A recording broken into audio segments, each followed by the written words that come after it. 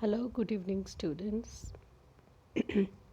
Let's continue the second part of chapter 1, Hassan's attendance problem. In the part 1, we have seen that the narrator is telling about Hassan, who is a bright student, tall, handsome, with a very good memory, but he was irregular. When the teacher tried to tell about him to his parents, the parents started arguing and blaming each other, and there was no use of that meeting. Meanwhile, Hassan completes his MCA with the same irregular style, but he always got first class marks because he did his job through the guesswork. ਸੋ ਬੱਚਿਓ part 1 'ਚ ਅਸੀਂ ਪੜ੍ਹਿਆ ਸੀ ਕਿ ਕਿਸ ਤਰ੍ਹਾਂ ਸੁਧਾ ਮੂਰਤੀ ਜੀ ਆਪਣੇ ਇੱਕ ਸਟੂਡੈਂਟ ਬਾਰੇ ਦੱਸ ਰਹੇ ਨੇ ਕਿ ਉਹ ਬੜਾ ਹੁਸ਼ਿਆਰ ਸੀ, ਦੇਖਣ 'ਚ ਬੜਾ ਹੈਂਡਸਮ ਸੀ, ਲੇਕਿਨ ਉਹ ਕਾਲਜ ਘੱਟ ਆਉਂਦਾ ਸੀ, ਲੇਕਿਨ ਫਿਰ ਵੀ ਫਸਟ ਕਲਾਸ ਨੰਬਰ ਲੈ ਕੇ ਪਾਸ ਹੋ ਗਿਆ। ਵਿੱਚ ਨੂੰ ਉਸਦੇ ਮਾਤਾ ਪਿਤਾ ਨੂੰ ਦੱਸਣ ਦੀ ਕੋਸ਼ਿਸ਼ ਕੀਤੀ ਗਈ ਕਿ ਇਰੈਗੂਲਰ ਹੈ, ਧਿਆਨ ਨਹੀਂ ਦੇ ਰਿਹਾ, ਪਰ ਕਿਸੇ ਨੇ ਕੋਈ ਧਿਆਨ ਨਹੀਂ ਦਿੱਤਾ। ਹੁਣ ਸਾਡਾ ਸਵਾਲ ਇਹ ਹੈ ਕਿ ਅਗਰ ਉਹ ਫਸਟ ਕਲਾਸ ਮਾਰਕਸ ਲੈ ਹੀ ਗਿਆ ਤਾਂ ਫਿਰ ਟੈਨਸ਼ਨ ਕੀ ਹੈ? ਟੈਨਸ਼ਨ ਇਹ ਹੈ ਕਿ ਲਾਈਫ ਦੇ ਵਿੱਚ ਫਿਰ ਅੱਗੇ ਜਾ ਕੇ ਉਸ ਨਾਲ ਕੀ ਹੁੰਦਾ ਹੈ। Let's see in part 2।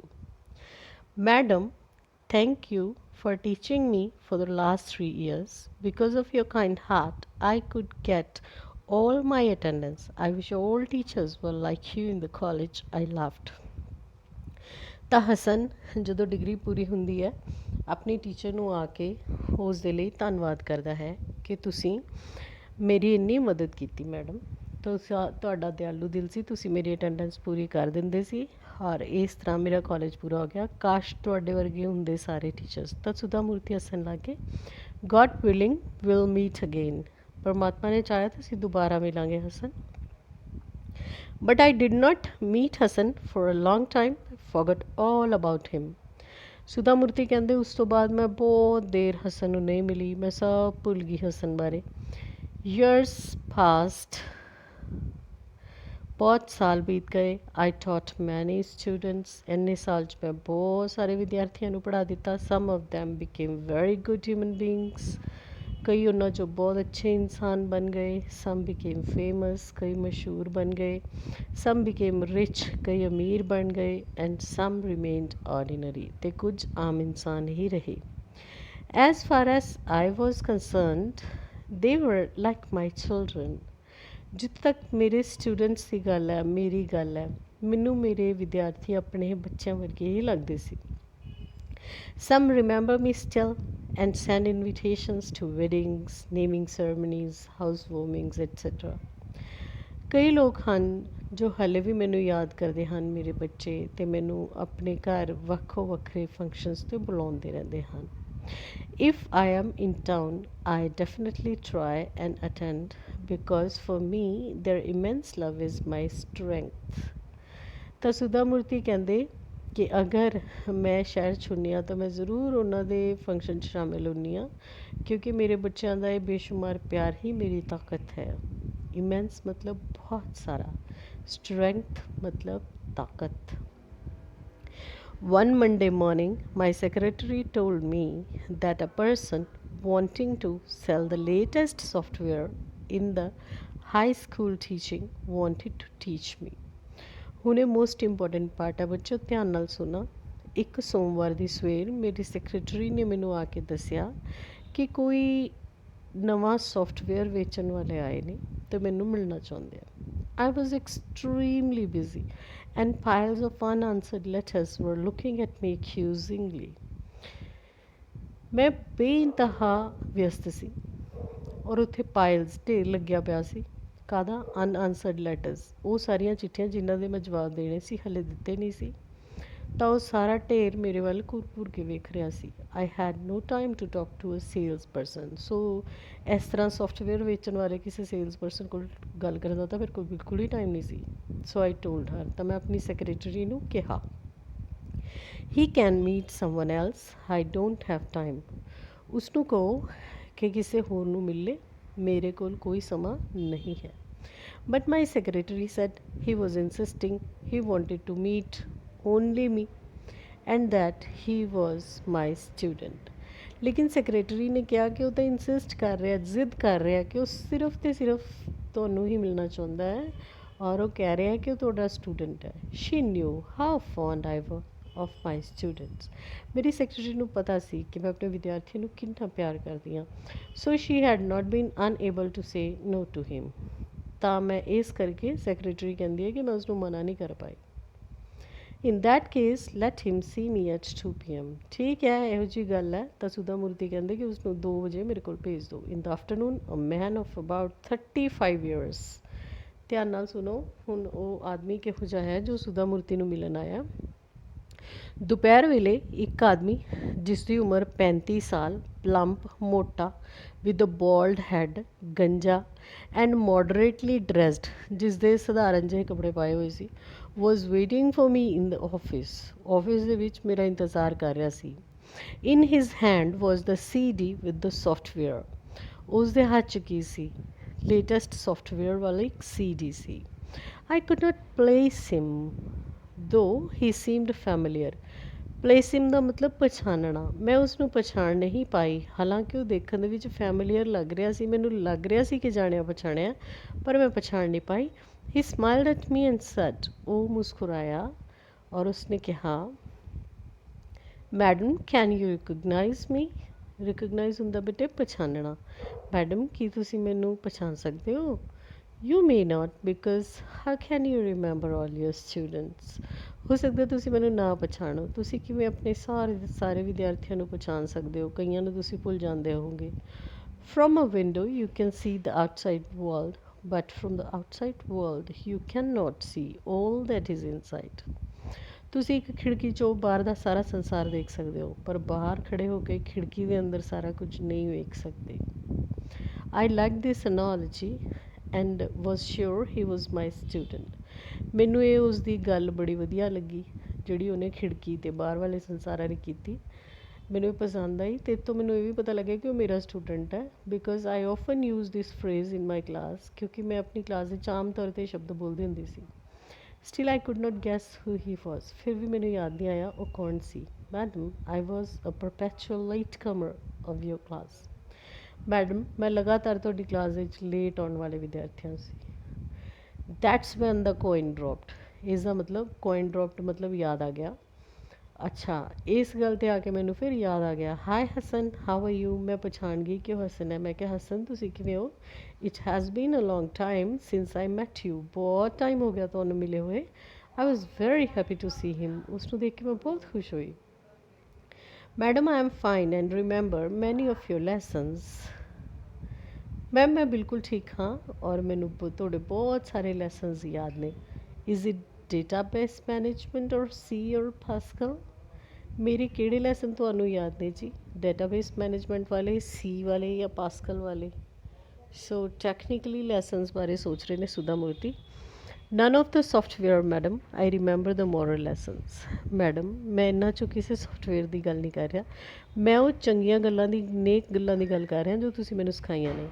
I did not know what moral lessons I had taught. ਮੈਨੂੰ ਨਹੀਂ ਯਾਦ ਮੈਂ ਕਦੇ ਉਸਨੂੰ ਐ ਬਿਠਾ ਕੇ moral lessons ਦਿੱਤੇ ਹੋਣ.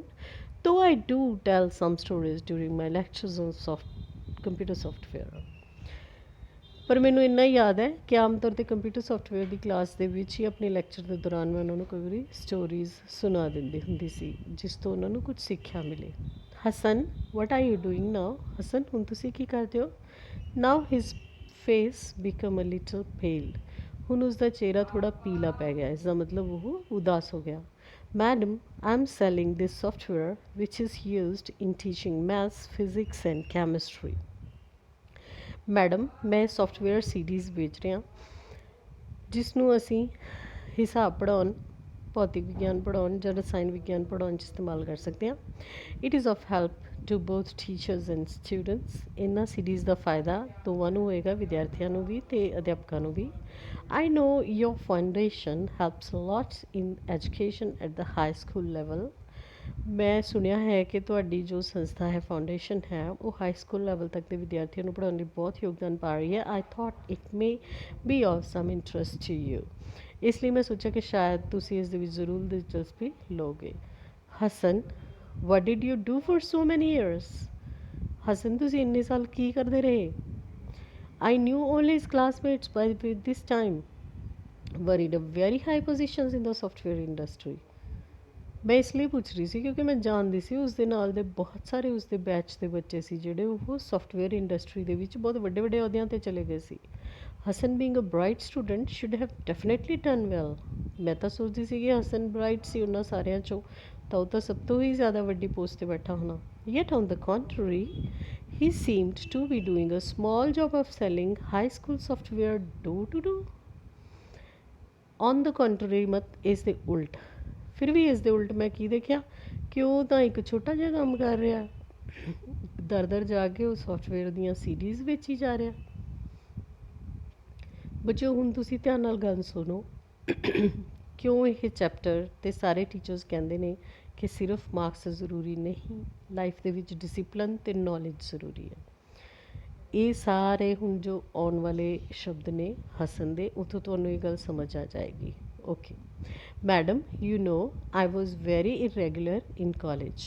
ਮੈਡਮ ਤੁਹਾਨੂੰ ਪਤਾ ਹੈ ਮੈਂ ਕਾਲਜ ਦੇ ਵਿੱਚ ਰੋਜ਼ ਨਹੀਂ ਆਉਂਦਾ ਸੀ। The same habit continued even after my graduation. College ਖਤਮ ਕਰਨ ਤੋਂ ਬਾਅਦ ਵੀ, ਆਪਣੀ ਸਨਾਤਕ ਡਿਗਰੀ ਲੈਣ ਤੋਂ ਬਾਅਦ ਵੀ ਮੇਰੀ ਇਹ ਆਦਤ ਉਵੇਂ ਹੀ ਚੱਲਦੀ ਰਹੀ। ਆਈ ਵੁੱਡ ਗੈਟ ਅਪ ਲੇਟ, ਮੈਂ ਹਮੇਸ਼ਾ ਲੇਟ ਉੱਠਦਾ ਐਂਡ ਵਾਜ਼ ਵੈਰੀ ਲੇਜ਼ੀ, ਅਤੇ ਹਮੇਸ਼ਾ ਸੁਸਤ ਬਣਿਆ ਰਹਿੰਦਾ। My mother would lose her temper and peace of mind. ਮੇਰੀ ਮਾਂ ਨਾਰਾਜ਼ ਹੁੰਦੀ, ਉਹ ਅਸ਼ਾਂਤ ਹੋ ਜਾਂਦੀ। ਆਈ ਡਿਡ ਨਾਟ ਬੋਦਰ, ਮੈਨੂੰ ਕੋਈ ਫਰਕ ਨਾ ਪੈਂਦਾ। ਆਈ ਟੁੱਕ ਹਰ ਫॉर ਗ੍ਰਾਂਟਿਡ, ਮੈਂ ਆਪਣੀ ਮਾਂ ਦੀ ਦਿਆਲੁਤਾ ਦਾ ਨਜਾਇਜ਼ ਫਾਇਦਾ ਉਠਾਉਂਦਾ ਸੀ। After a lot of pressure from my parents I took up a job. ਮੇਰੇ ਮਾਤਾ ਪਿਤਾ ਨੇ ਜਦੋਂ ਬਹੁਤ ਜ਼ੋਰ ਪਾਇਆ ਤਾਂ ਮੈਂ ਇੱਕ ਨੌਕਰੀ ਕਰਨੀ ਸ਼ੁਰੂ ਕਰਤੀ। But I continued with the same habit of going late to office, not keeping appointments and not being responsible. ਲੇਕਿਨ ਫਿਰ ਵੀ ਮੇਰੀਆਂ ਉਹੀ ਆਦਤਾਂ ਰਹੀਆਂ, ਆਫਿਸ ਲੇਟ ਜਾਣਾ, ਸਵੇਰੇ ਲੇਟ ਉੱਠਣਾ, ਅਪੋਇੰਟਮੈਂਟਸ ਮੇਰੀਆਂ ਮਿਸ ਹੋ ਜਾਂਦੀਆਂ ਸੀ, ਲੋਕਾਂ ਨੂੰ ਟਾਈਮ ਦੇ ਕੇ ਮੈਂ ਪਹੁੰਚ ਨਹੀਂ ਪਾਉਂਦਾ ਸੀ, ਔਰ ਮੈਂ ਜ਼ਿੰਮੇਵਾਰ ਨਹੀਂ ਸੀ। ਰਿਸਪੋਂਸਿਬਲ ਮਤਲਬ ਜ਼ਿੰਮੇਵਾਰ। I did not have the proper knowledge also, ਮੈਨੂੰ ਕੋਈ ਖਾਸ ਗਿਆਨ ਵੀ ਨਹੀਂ ਸੀ। In college I hardly studied, college ਦੇ ਵਿੱਚ ਤਾਂ ਮੈਂ ਬਹੁਤ ਹੀ ਘੱਟ ਪੜ੍ਹਦਾ ਸੀ। Getting a first class in the examination is not an index of the amount of knowledge one has. ਹੁਣ ਹਸਨ ਇੱਕ ਬੜੀ ਇੰਪੋਰਟੈਂਟ ਗੱਲ ਕਰ ਰਿਹਾ ਕਿ ਅਗਰ ਕੋਈ ਪੇਪਰਾਂ ਦੇ ਵਿੱਚ ਜਾਂ ਟੈਸਟ ਦੇ ਵਿੱਚ ਫਸਟ ਕਲਾਸ ਨੰਬਰ ਲੈ ਲੈਂਦਾ, ਇੱਥੋਂ ਇਹ ਨਹੀਂ ਪਤਾ ਲੱਗਦਾ ਕਿ ਉਸ ਕੋਲ ਗਿਆਨ ਬਹੁਤ ਹੈ। ਆਈ ਵੁੱਡ ਸਟੱਡੀ ਜਸਟ ਬਿਫੋਰ ਦ ਐਗਜ਼ਾਮਸ। ਮੈਂ ਕੀ ਕਰਦਾ ਸੀ, ਮੈਂ ਸਿਰਫ ਪੇਪਰਾਂ ਤੋਂ ਪਹਿਲਾਂ ਪੜ੍ਹਦਾ ਸੀ। ਗੈਸ ਦ ਪ੍ਰੋਬੇਬਲ ਕੁਐਸਚਨਸ, ਜਿਹੜੇ ਜਿਹੜੇ ਮਹੱਤਵਪੂਰਨ ਪ੍ਰਸ਼ਨ ਮੈਨੂੰ ਲੱਗਦੇ ਸੀ ਆ ਜਾਣਗੇ, ਮੈਂ ਉਹਨਾਂ ਨੂੰ ਗੈਸ ਕਰ ਲੈਂਦਾ ਸੀ, ਉਹਨਾਂ ਦਾ ਅੰਦਾਜ਼ਾ ਲਾ ਲੈਂਦਾ ਸੀ। ਸਕਿਪ ਦ ਚੈਪਟਰਸ, ਪੂਰਾ ਪਾਠ ਤਾਂ ਪੜ੍ਹਦਾ ਨਹੀਂ ਸੀ, ਬਸ ਮਹੱਤਵਪੂਰਨ ਪ੍ਰਸ਼ਨ ਪੜ੍ਹ ਲੈਂਦਾ ਸੀ। I always thought I could somehow make it later, ਮੈਂ ਹਮੇਸ਼ਾ ਸੋਚਦਾ ਸੀ ਕਿ ਚਲੋ ਬਾਅਦ 'ਚੋਂ ਪੜ੍ਹਾਂਗੇ, but without proper knowledge it is difficult to work. ਲੇਕਿਨ ਜਦੋਂ ਮੈਂ ਇਹੋ ਜਿਹੀ ਡਿਗਰੀ ਲੈ ਕੇ ਕੰਮ 'ਚ ਗਿਆ, ਜੋਬ 'ਚ ਗਿਆ, ਤਾਂ ਨੌਲੇਜ ਤੋਂ ਬਿਨਾਂ ਜੋਬ 'ਚ ਕੰਮ ਕਰਨਾ ਔਖਾ ਹੋ ਗਿਆ। ਆਈ ਆਲਵੇਜ਼ ਲਾਫਡ ਐਟ ਦੋਜ਼ ਹੂ ਵਰ ਹਾਰਡ ਵਰਕਰਸ, ਮੈਂ ਮਿਹਨਤੀ ਲੋਕਾਂ ਦਾ ਅੱਜ ਤੱਕ ਮਜ਼ਾਕ ਹੀ ਉਡਾਇਆ ਸੀ। I use to make fun of them and call them nerds, ਮੈਂ ਸਾਰੇ ਹੀ ਹਾਰਡ ਵਰਕਰਸ ਨੂੰ, ਸਾਰੇ ਹੀ ਮਿਹਨਤੀ ਲੋਕਾਂ ਨੂੰ ਨਰਡਸ ਕਹਿੰਦਾ ਸੀ, ਬੋਰਿੰਗ ਪੀਪਲ ਕਹਿੰਦਾ ਸੀ ਕਿ ਤੁਸੀਂ ਤਾਂ ਸਾਰੇ ਬਹੁਤ ਹੀ ਨੀਰਸ ਲੋਕ ਹੋ। ਟੂਡੇ ਦੋਜ਼ ਨਰਡਸ ਹੈਵ ਬਿਕਮ ਮਿਲੀਨਰਸ, ਲੇਕਿਨ ਮੈਂ ਗਲਤ ਸੀ ਕਿਉਂਕਿ ਅੱਜ ਉਹੀ ਬੋਰਿੰਗ ਲੋਕ ਕਰੋੜਪਤੀ ਬਣ ਚੁੱਕੇ ਸੀ। Nobody liked me in the office because of my behaviour, ਕਿਉਂਕਿ ਮੈਂ ਲੇਜ਼ੀ ਰਹਿੰਦਾ ਸੀ, ਚਿੜਚਿੜਾ ਰਹਿੰਦਾ ਸੀ। ਦਫ਼ਤਰ ਦੇ ਵਿੱਚ ਕਿਸੇ ਨੂੰ ਮੇਰਾ ਵਿਵਹਾਰ ਪਸੰਦ ਨਹੀਂ ਆਉਂਦਾ ਸੀ। No employer would keep such an employee, ਕੋਈ ਵੀ ਮਾਲਿਕ ਅਜਿਹੇ ਨੌਕਰ ਨੂੰ ਨਹੀਂ ਰੱਖੇਗਾ। And I lost whatever job I took up, ਇਸ ਲਈ ਜੋ ਵੀ ਮੈਂ ਜੋਬ ਕਰਦਾ ਉਹ ਮੇਰੀ ਜੋਬ ਚਲੀ ਜਾਂਦੀ। In my frustration I started calling at office as well as at home. ਹੌਲੀ ਹੌਲੀ ਚਿੜਚਿੜਾ ਹੁੰਦੇ ਹੁੰਦੇ ਮੈਂ ਘਰ ਵਿੱਚ ਅਤੇ ਦਫ਼ਤਰ ਵਿੱਚ ਸਾਰਿਆਂ ਨਾਲ ਲੜਨ ਲੱਗਾ। Finally my father got so fed up, he told me to stay separately. ਅੰਤ 'ਚ ਮੇਰੇ ਪਿਤਾ ਜੀ ਇੰਨੇ ਅੱਕ ਗਏ, ਉਹ ਕਹਿੰਦੇ ਕਿ ਬਈ ਤੂੰ ਅਲੱਗ ਰਿਹਾ ਕਰ। He always gave me a lot of freedom, ਮੇਰੇ ਪਿਤਾ ਜੀ ਨੇ ਹਮੇਸ਼ਾ ਮੈਨੂੰ ਬਹੁਤ ਆਜ਼ਾਦੀ ਦਿੱਤੀ। But I never picked up my own good habits, ਲੇਕਿਨ ਮੈਂ ਕਦੇ ਵੀ ਚੰਗੀਆਂ ਆਦਤਾਂ ਸ਼ਾਮਿਲ ਨਹੀਂ ਕੀਤੀਆਂ ਆਪਣੇ ਵਿਵਹਾਰ 'ਚ। My state today is the result of my own habits, ਇਸ ਲਈ ਅੱਜ ਮੈਂ ਜਿਸ ਵੀ ਬੁਰੀ ਹਾਲਤ ਵਿੱਚ ਹਾਂ ਉਸ ਦੇ ਲਈ ਜ਼ਿੰਮੇਵਾਰ ਹੈ ਮੇਰੀਆਂ ਹੀ ਬੁਰੀਆਂ ਆਦਤਾਂ। आई ਫੈਲਟ ਸੌਰੀ ਫॉर ਹਸਨ। ਸੁਧਾ ਮੂਰਤੀ ਕਹਿੰਦੇ ਕਿ ਮੈਂ ਹਸਨ ਲਈ ਬਹੁਤ ਹੀ ਦੁੱਖ ਮਹਿਸੂਸ ਕੀਤਾ। Who with all his intelligence and good nature could not make it, ਜੋ ਕਿ ਆਪਣੀ ਇੰਟੈਲੀਜੈਂਸ ਦੇ ਬਾਵਜੂਦ, ਬੁੱਧੀ ਦੇ ਬਾਵਜੂਦ, ਗੁੱਡ ਨੇਚਰ ਚੰਗੇ ਸੁਭਾਅ ਦੇ ਬਾਵਜੂਦ ਵੀ ਜ਼ਿੰਦਗੀ ਸਫਲ ਨਹੀਂ ਹੋ ਸਕਿਆ। Hasan, you knew your faults. Hasan, ਤੁਹਾਨੂੰ ਆਪਣੇ ਦੋਸ਼ ਪਤਾ ਸੀ। You could have improved. ਤੁਸੀਂ ਮਿਹਨਤ ਕਰਕੇ ਆਪਣੇ ਆਪ 'ਚ ਸੁਧਾਰ ਲਿਆ ਸਕਦੇ ਸੀ and made a better life for yourself, ਅਤੇ ਆਪਣੀ ਜ਼ਿੰਦਗੀ ਵਧੀਆ ਬਣਾ ਸਕਦੇ ਸੀ। There is always a start at any age. ਕਿਸੇ ਮਰਜ਼ੀ ਉਮਰ ਦੇ ਵਿੱਚ ਅਸੀਂ ਆਪਣੇ ਆਪ 'ਚ ਸੁਧਾਰ ਸ਼ੁਰੂ ਕਰ ਸਕਦੇ ਹਾਂ। Don't get disappointed. ਇਸ ਤਰ੍ਹਾਂ ਆਪਣਾ ਦਿਲ ਨਾ ਹਾਰੋ। You may have lost a battle but you can still win the war. ਹੋ ਸਕਦਾ ਤੁਸੀਂ ਇੱਕ ਲੜਾਈ ਹਾਰ ਗਏ, ਪਰ ਹਲੇ ਵੀ ਤੁਸੀਂ ਯੁੱਧ ਜਿੱਤ ਸਕਦੇ ਹੋ। ਮੈਡਮ, ਓਲਡ ਹੈਬਿਟਸ ਡਾਈ ਹਾਰਡ। ਫਿਰ ਉਹ ਆਪਣੇ ਵੱਲੋਂ ਤਰਕ ਦਿੰਦਾ ਹੈ ਕਿ ਮੈਡਮ, ਪੁਰਾਣੀਆਂ ਆਦਤਾਂ ਇੰਨੀ ਛੇਤੀ ਨਹੀਂ ਜਾਂਦੀਆਂ। But Hasan, it is possible to change your habits. ਲੇਕਿਨ ਹਸਨ, ਇਹ ਸੰਭਵ ਹੈ ਕਿ ਤੁਸੀਂ ਆਪਣੀਆਂ ਆਦਤਾਂ ਬਦਲ ਦਿਓ। ਤੁਹਾਨੂੰ ਪਤਾ ਬੱਚਿਓ ਕਿ ਇੱਕ ਹੀ ਦਿਨ ਕੋਈ ਵੀ ਕੰਮ ਨਵੇਂ ਤਰੀਕੇ ਨਾਲ ਕਰਨ ਨਾਲ ਸਾਡੀ ਨਵੀਂ ਆਦਤ ਬਣ ਜਾਂਦੀ ਹੈ ਅਤੇ ਪੁਰਾਣੀ ਛੁੱਟ ਜਾਂਦੀ ਹੈ। There is nothing which is impossible. ਕੁਝ ਵੀ ਅਸੰਭਵ ਨਹੀਂ। You only require will power. ਤਾਂ ਪੁਰਾਣੀ ਆਦਤ ਛੱਡ ਕੇ ਨਵੀਂ ਆਦਤ ਪਾਉਣ ਲਈ ਸਾਨੂੰ ਸਿਰਫ ਦ੍ਰਿੜ ਨਿਸ਼ਚੇ ਦੀ ਲੋੜ ਹੁੰਦੀ ਹੈ। You are yourself not aware of your potential. ਤੁਹਾਨੂੰ ਖੁਦ ਹੀ ਨਹੀਂ ਪਤਾ ਕਿ ਤੁਹਾਡੇ ਅੰਦਰ ਕਿੰਨੀ ਤਾਕਤ ਹੈ। Please remember, when elders say something, they do so because they want you to lead a better life than them. ਯਾਦ ਰੱਖੋ, ਜਦੋਂ ਵੀ ਕੋਈ ਵੱਡੇ ਤੁਹਾਨੂੰ ਕੁਝ ਕਹਿੰਦੇ ਆ, ਚਾਹੇ ਅਧਿਆਪਕ ਨੇ ਚਾਹੇ ਮਾਤਾ ਪਿਤਾ, ਉਹ ਇਸ ਲਈ ਕਹਿੰਦੇ ਆ ਕਿਉਂਕਿ ਉਹ ਇਹ ਚਾਹੁੰਦੇ ਆ ਕਿ ਤੁਸੀਂ ਉਹਨਾਂ ਤੋਂ ਵੀ ਜ਼ਿਆਦਾ ਅੱਛੀ ਜ਼ਿੰਦਗੀ ਜੀਓ। Excellence does not come by accident but by practice. ਇਸ ਲਈ ਜਿਹੜੀ ਐਕਸੀਲੈਂਸ ਹੁੰਦੀ ਹੈ, ਦੂਸਰਿਆਂ ਤੋਂ ਬਿਹਤਰ ਹੋਣ ਦੀ ਜਿਹੜੀ ਸ਼ਕਤੀ ਹੁੰਦੀ ਹੈ, ਉਹ ਕਦੇ ਵੀ ਦੁਰਘਟਨਾਵਸ਼ ਨਹੀਂ ਆ ਜਾਂਦੀ, ਉਹ ਅਭਿਆਸ ਨਾਲ ਹੀ ਆਉਂਦੀ ਹੈ। I could see a twinkle in his eyes. ਮੈਂ ਉਸਦੀਆਂ ਅੱਖਾਂ 'ਚ ਇੱਕ ਚਮਕ ਵੇਖੀ। ਟਵਿੰਕਲ ਮਤਲਬ ਚਮਕ, ਜਿਵੇਂ ਤਾਰੇ ਚਮਕਦੇ ਆ। ਆਈ thought I saw a glimpse of a young bright Hasan. ਮੈਨੂੰ ਯਾਦ ਆਇਆ ਕਿ ਮੈਂ ਇੱਕ ਵਾਰ ਫੇਰ ਉਹ ਝਲਕ ਵੇਖ ਰਹੀ ਸੀ ਜਿਹੜਾ ਪਹਿਲਾਂ ਵਾਲਾ ਨੌਜਵਾਨ ਅਤੇ ਖੂਬਸੂਰਤ ਹੁਸ਼ਿਆਰ ਹਸਨ ਸੀ। I'll try my best, ma'am, he promised as he rose to leave. ਹਾਂ ਮੈਮ, ਮੈਂ ਆਪਣੇ ਵੱਲੋਂ ਬਹੁਤ ਕੋਸ਼ਿਸ਼ ਕਰਾਂਗਾ, ਉਸਨੇ ਵਾਅਦਾ ਕੀਤਾ ਜਦੋਂ ਉੱਠ ਕੇ ਜਾਣ ਲੱਗਾ। ਰੋਜ਼ ਮਤਲਬ ਉੱਠ ਕੇ ਜਾਣਾ। I have not met Hassan since that day. ਉਸ ਦਿਨ ਤੋਂ ਅੱਜ ਤੱਕ ਮੈਂ ਹਸਨ ਨੂੰ ਨਹੀਂ ਮਿਲੀ। I hope to bump him unexpectedly once again. ਹੋ ਸਕਦਾ ਇੱਕ ਦਿਨ ਮੈਂ ਐਵੇਂ ਹੀ ਅਚਾਨਕ ਉਸਨੂੰ ਫੇਰ ਮਿਲ ਜਾਂ and this time find him happy and successful. ਅਤੇ ਹੋ ਸਕਦਾ ਇਸ ਵਾਰ ਮੈਂ ਉਸਨੂੰ ਬਹੁਤ ਖੁਸ਼ ਅਤੇ ਬਹੁਤ ਸਫਲ ਵੇਖਾਂ। My dear students, let's go through the different word meanings. H, make strong impression on one's mind, cut into the piece of glass. H ਹੁੰਦਾ ਕੋਈ ਚੀਜ਼ ਖੁਣੀ ਜਾਣਾ ਕਿਤੇ, ਖੁਦ ਜਾਣਾ ਕਿਸੇ ਉੱਤੇ। Affluent ਮਤਲਬ rich, ਮਤਲਬ ਅਮੀਰ। Apologetically, in the manner of saying sorry, ਮਾਫੀ ਮੰਗਦੇ ਹੋਏ। Accusingly, showing that you think somebody has done something wrong, ਜਦੋਂ ਅਸੀਂ ਕਿਸੇ ਤੇ ਦੋਸ਼ ਲਾਉਣ ਵਾਲੀ ਅਵਸਥਾ ਨਾਲ ਵੇਖਦੇ ਹਾਂ ਜਾਂ ਬੋਲਦੇ ਹਾਂ। Plump means having a soft round body, ਮੋਟਾ ਭਾਰੀ ਨਰਮ ਸਰੀਰ ਹੋਣਾ। Perpetual, it means continuous, ਮਤਲਬ ਲਗਾਤਾਰ। Nerd, a person who is boring, stupid or not fashionable. Nerd ਮਤਲਬ ਨੀਰਸ ਲੋਕ, boring ਲੋਕ। Glimpse, a look, ਇੱਕ ਝਲਕ।